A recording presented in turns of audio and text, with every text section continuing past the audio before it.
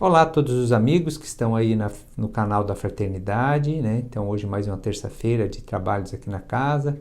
Hoje não é o dia de trabalhos de obsessão, é o dia apenas da irradiação, né? Então quem estiver aí vendo no horário que é das 20 horas, né? Basta estar se conectando, assistindo e deixando que a espiritualidade haja na sua casa, leve aí uma energia espiritual. Se quiser ir lá na cozinha, pegar um copinho d'água, colocar ali também para fazer uso dessa água, né, que ela vai ser magnetizada pela espiritualidade. A gente quer trazer uma reflexão hoje sobre uma reflexão lógica. A gente vai se basear no Evangelho, que é em Mateus, capítulo 6, mas é pro dia a dia, né? Até pensando, digamos assim, né? Eu tenho um amigo que hoje está precisando escutar um pouco mais disso, essas últimas semanas, nesses meses. Quem é esse amigo? É eu mesmo, né? Então, diz, é uma passagem que eu já conheço há muito tempo, mas às vezes é bom a gente mastigar, relembrar, trazer de volta, né? Porque às vezes esse mundo nos deixa assim bastante, vamos dizer, às vezes preocupado, né? E aqui, segundo o Evangelho, a preocupação ela é negativa, ela não é positiva, né? Aqui bem no final dessa passagem de Mateus, que é já no versículo 34, quem quiser ler em casa, pode buscar depois, começa no versículo 25 até o 34, ok? Então assim, daí ele vai dizer lá nesse final, né? Portanto, não se preocupem com o amanhã, pois o amanhã se preocupará consigo mesmo. Basta a cada dia o seu próprio mal. Então, no final da conclusão, que eu ainda nem falei o que ele disse, mas alguns talvez já conhecem, ele vai dizer que tipo assim, a gente não deve se preocupar com as coisas do amanhã, que para cada dia já basta o seu mal. Então vamos se ocupar com as coisas de dificuldade que a gente tem hoje e não ficar preocupado com as dificuldades que podem acontecer no futuro. Porque 95% dos nossos medos, eles não se realizam. Só que no nosso inconsciente, quando a gente tem medo de algo do futuro, ele já está acontecendo. Mas então, qual aqui a receita que ele dá para isso, né? Ele diz assim, se Deus veste assim a erva do campo, que são os lírios, e ele diz que nem Salomão se vestiu tão belo como os lírios do campo, que eram simplesmente cortados e secados para usarem nas fornalhas. Então, será que não vai vestir a gente? Ele fala que os pássaros não se preocupam, os pássaros não pilham, os pássaros não semeiam, mas eles têm comida todos os dias. Um dia até o pai José aqui comentando, é um guia espiritual amigo nosso, ele disse: alguém já viu um pássaro morrer de fome? A não ser que o homem interferiu na vida do pássaro, no habitat do pássaro. Então, na natureza, o animal não morre de fome, tá? Porque só que o homem às vezes interfere na natureza, né? Então, aqui ele está dizendo que a gente, na escala evolutiva, é lógico que tudo é criação de Deus, mas na escala evolutiva, o homem na Terra, ele está à frente do processo de evolução. Não estou dizendo que uma coisa é melhor, que não é, eu estou dizendo a questão de evolução. Então, evolução mineral, evolução vegetal, evolução animal, evolução hominal. Depois tem a evolução angélica, que é espírito puro, evolução crística, que já é, até hoje a única que a gente conheceu é Jesus mesmo, na categoria de crístico. Então, o homem estando na frente, Deus cuida de tudo, ele cuida de nós também. Então, que a gente deveria não se preocupar. E daí ele diz com uma receitinha assim, portanto, não se preocupem dizendo o que vamos comer, ou o que vamos beber, ou o que vamos vestir, pois os pagãos que correm atrás destas coisas, mas o Pai Celestial sabe do que vocês precisam e que precisam delas. Buscai, pois, em primeiro lugar, o reino de Deus e sua justiça, e todas essas coisas lhe serão acrescentadas. Então, em base à filosofia desta passagem, ela está dizendo o quê? Que nós deveríamos buscar em primeiro lugar o reino de Deus.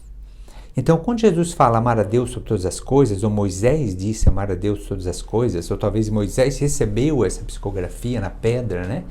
Como o primeiro mandamento, e Jesus confirma amar a Deus sobre todas as coisas, mas não tem como amar a Deus sem amar o seu próximo. Então, esse amar a Deus sobre todas as coisas não é uma questão de amor, de, vamos dizer, de temer a Deus, mas é uma questão de conduta, de relacionamento, ou seja, buscar as coisas do Espírito, as coisas do reino de Deus, as coisas do que nós somos um Espírito. Então, buscar primeiro essas coisas para que as outras nos sejam acrescentadas. De todas essas outras não serão acrescentadas. Então, preocupe-se primeiro com as coisas do Espírito, se tudo demais lhe será acrescentado. Se a gente conseguisse colocar isso na nossa vida, o que ele acontece? Ele vai desconstruir um padrão de medo. E ele vai desconstruir um padrão de ansiedade também. Porque a ansiedade é o proveniente da emoção do medo adoecido, né? O medo é uma emoção necessária, né, para a nossa sobrevivência, mas o medo adoecido, ele gera ansiedade. A ansiedade gera síndrome de pânico. Síndrome de pânico pode gerar outras complicações, e a gente vai ter várias complicações psicológicas e nomenclaturas de diversas, né? Então, uma pessoa com um extremo estado de ansiedade, às vezes o que o nosso organismo faz? Ele libera cortisol para segurar a ansiedade. Então, o cortisol é uma enzima, um hormônio bom, produtivo, para segurar o estado de ansiedade, mas ele em excesso, ele causa vários problemas, né? Então, às vezes, na mulher, ele pode causar um desequilíbrio, um distúrbio de peso, pode causar distúrbios de sono, ou um sono excessivo, ou até a falta de sono e não conseguir dormir, né? A lapsos de memórias, irritações, e chegando a algumas síndromes aí que daqui a pouco precisa ser tratado. Então, nesse contexto, a ideia de preocupar com as coisas do espírito e não com as coisas da matéria, não é que a gente não deva buscar matéria, só que eles que não deve ser o nosso objetivo central, não deve ser o nosso primeiro lugar. E às vezes, no mundo que a gente vive, a gente esquece, porque daqui a pouco o Edson quer viver desse jeito. O Edson é já 27 anos representante comercial, vive de comissão. E então começa o mês apenas com dívidas, sem saber o que vai ganhar no final do mês. E daí pode gerar todo aquele medo. Pô, e se ficar doente? E se der um problema? E se der uma enchente? E se a economia for mal? Então, assim, quando eu estudei no ESD, essa passagem que ela está na lei do trabalho, na lei do repouso, e eu me identifiquei com isso, eu consegui ter uma tranquilidade melhor na minha vida, muito melhor. Senão eu não teria conseguido estar aqui hoje, 27 anos, trabalhando na mesma empresa, vivendo apenas de comissão, sem nada fixo. Então, por que eu estou dando um exemplo? Porque eu coloquei ele na minha vida e ajudou. Só que às vezes o que eu preciso fazer? Preciso trazer de volta. Porque nós vivemos uma sociedade que a gente está percebendo, a sociedade de mudança muito rápida. E aquilo que era da forma que sempre foi feito já não serve mais. E aquilo que te era uma segurança, praticamente não tem mais aquela segurança, ela está em constante mudança. Nós temos um filósofo chamado Bauman, e ele dizia que nós íamos entrar na época da sociedade líquida. O que seria isso? A gente tem a sociedade contemporânea, moderna, nós tivemos a sociedade medieval, a primitiva. Então, esse é o modelo de sociedade. Então, Bauman dizia, nós vamos chegar na fase da sociedade líquida. O que é isso? A mudança vai ser tão grande que ele dá uma nomenclatura de líquida, porque ela não é mais palpável, ela não é sólida. O líquido tu pega pela mão, ele já passa, e ele está aqui, ele já foi embora, ele já escorreu. Então, assim, de uma transformação, sabe? Aquilo que é novidade hoje, amanhã já passou. Então, tipo assim, o nosso cérebro, ele gosta muito de rotina, porque ele se esforça menos com a rotina. Ele usa uma parte diferente do cérebro. Nosso cérebro não é apenas um, ele é dividido em várias partes. Então ele gosta de rotina, a rotina ele gosta de transformar em hábito, e dele é mais tranquilo. E sempre que a gente muda isso, ele tem o que Freud chamava aí do tal do id, a segunda tópica de Freud, que ele é um carinha que ele é demasiadamente impulsivo. E ele não gosta de mudanças. E quando gera mudanças, ele gera medo, gera conflito. E hoje a gente está vivendo isso, parece, sabe? E aí, por mais que daqui a pouco a gente pega, você aí a vez já está mais espiritualizado, buscando as coisas primeiro do Espírito, do reino de Deus. para que o resto te venha em encontro, que o resto venha dentro do seu merecimento e do seu esforço, é lógico, né? Vou só buscar as coisas do espírito, vou cruzar o braço, vou jogar na telecena, então eu vou ganhar na Trimania, sei lá se existe telecena ainda, né? Ou na Mega Sena, né? Jogar na quina. E daí, ou alguém vai vir e vai me dar essa coisa que eu preciso. Não, é merecimento e esforço. O que a gente está falando é porque hoje a gente se esforça, a gente trabalha com a carga de pressão muito forte. É como se você não estivesse trabalhando de vezes solto no mundo corporativo. É uma pressão em cima. E às vezes a pressão se faz maior ainda em cima daquele que trabalha. Em cima daquele que se desenvolve, daquele que está buscando. Porque aí às vezes as empresas percebem, esse aqui se cobrar ele produz, então eu vou cobrar mais dele. Sabe, em vez de, vamos dizer, parabenizar aquele que trabalha melhor, não, cobra mais aquele, e dá mais serviço, até que ele se esgota.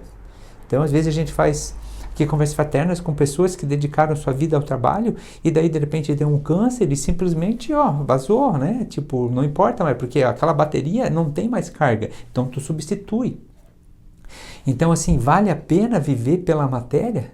Vale a pena buscar isso? E se a gente voltar lá 2.400 anos atrás, mais ou menos, lá na época de Platão e Sócrates, a filosofia de Sócrates e Platão está, segundo Allan Kardec, na introdução do Evangelho segundo o Espiritismo, como precursores do cristianismo. Olha só, como precursores, como as pessoas que vieram primeiro, preparando. Então, o que será que Platão falava disso, né? Olha só que interessante, Platão dizia que nós deveríamos se preocupar apenas com o mundo das ideias, porque o mundo sensível, ele era passageiro, ele não é perene. O único mundo perene é o mundo das ideias. O mundo sensível, ele vai passar, ele não é perene, ele passa, tudo vai se transformar e vai se perder. Então não adianta nós se apegarmos naquilo que não é constante. O que é o mundo das ideias transferindo para o Evangelho? É o reino de Deus. O que é o mundo das ideias e o reino de Deus transferido para o Espiritismo? É o plano espiritual. Entende então que são nomes diferentes em épocas diferentes, dadas para as mesmas coisas? O mundo sensível de Platão é o mundo material, é o mundo físico, né? Sensível porque ele dizia sensível, dá para pegar, dá para tocar, né? Eu posso pegar essa caneta, né? Então essa caneta vai deixar de existir. Agora, e o meu corpo? Eu sou o corpo? Não, eu tenho um corpo. E esse corpo, ele é perene? Ele nunca vai deixar de existir? Vai, esse corpo aqui que vocês estão vendo, de certeza, 100%, ele vai deixar de existir nessa forma. Por que nessa forma? Porque ele é formado por células, por moléculas, por átomos. E ela vai se transformar o dia que eu, espírito Edson, me desligar desse corpo. Esse corpo vai apodrecer. E essa energia vai se retransformar. O átomo não vai se perder, mas ela se transforma. Então é o que Sócrates falava. Sócrates e Platão, né? Porque Sócrates não escreveu nada, como Jesus, também não tinha nada escrito, mas teve ali pelo menos 2 pessoas que escreveram sobre o que Sócrates disse. E a que mais escreveu, quase a totalidade, foi Platão. Então, olha que interessante. Lá naquela época ele já dizia que não precisa se preocupar com essas coisas, porque não vale a pena. Porque a gente não vai levar junto com a gente. Ele chegava a dizer assim, Platão, o mal que o outro faz a mim não me afeta. Então, o mal que não me afeta, eu não preciso me preocupar com isso. Pô, mas peraí, como assim? Quer dizer que ninguém pode fazer mal para mim? Segundo Platão, não. Por quê? Porque o mal que me faz mal é só o mal que eu levo a partir do túmulo. E o único mal que eu levo a partir do túmulo é o mal que eu faço para o outro, ou o mal que eu faço para mim mesmo. Porque quando eu faço mal para alguém, eu estou fazendo mal para mim mesmo. Então, se eu estou me preocupando demais com o trabalho, com o ganho, com a busca, e eu me perco, não sobra mais tempo mentalmente para me conectar com o mundo espiritual. Então, eu estou fazendo mal para mim. Esse mal eu vou levar comigo. Então, esse mal pode me prejudicar. Então, o que dessa salada aí que a gente já falou, juntou o Evangelho, Espiritismo, filosofia de Platão, de Bauman, o que a gente tira de hoje, né? A gente tira que a gente precisa, às vezes, parar, respirar, fazer aqui um reset, fazer uma meditação e começar a olhar em volta as coisas que eu tenho para agradecer. Então, um exercício para eu me preocupar com as coisas do Espírito, me ocupar daí com as coisas do Espírito, não é dizer, então começa a rezar todo dia. Depende, se você simplesmente verbalizar a prece, não é prece. Você precisa sentir as palavras. Então essas palavras podem ser ensinadas, alguma como um Pai Nosso, como Ave Maria, que te mexa contigo, que você sinta. Mas a verdadeira talvez seria aquela conversa que você possa ter. E essa conversa tem que ser algo transcendente. Então, o que seria essa conversa transcendente que te toque? Talvez seria começar um exercício de agradecimento. Ao acordar, pegar os próximos 7 dias, até a outra terça-feira, todo dia de manhã, eu selecionar 3 coisas para agradecer na minha vida. Então, em 7 dias vão ser apenas 21 ainda. E não existe quem não tem 21 coisas para agradecer aqui na Terra, independente da situação que esteja. Só que assim, é melhor nós fazermos uma autoanálise daquilo que a gente tem, para a gente não precisar perder para dar valor para ela. Porque se eu perder para dar valor para ela, já não serve mais. Daí eu já perdi. Então é melhor a gente agradecer antes. Como diz o Pai José sempre também, se a pessoa estiver muito mal, que ela vem que está muito mal, ele diz, olha, quanta coisa a filha tem para agradecer, o filho tem para agradecer, né? Ó, só é o ato de poder caminhar com os próprios pés, o ato de se alimentar com a própria mão, o ato de ouvir com os próprios ouvidos, de enxergar com os próprios olhos, de ter um teto sobre a cabeça, independente seja alugado, seja seu, independente do modelo que seja.